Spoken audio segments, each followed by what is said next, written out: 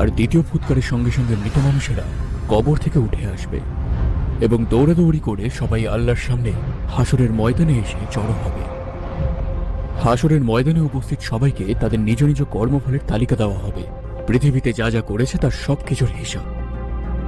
এই সম্পর্কে কোরআনের আয়াতে বলা হয়, যাদের ক্ষেত্রে আমলনামা তাদের ডান হাতে থাকবে তাদের জন্য থাকবে জান্নাতের সুসংবাদ, এবং আমলনামা যদি বাম হাতে বা পেছনে থাকে তবে জাহান্নামের আযাবের দুঃসংবাদ। পৃথিবীতে কিরামান কাতিবিন নামক দুই ফেরেশতা থাকে যারা সবকিছু সারাক্ষণ লিপিবদ্ধ করছেন। আমরা যেসব ভালো ও খারাপ কাজ করেছি তা আমাদের সামনে পেশ করা হবে।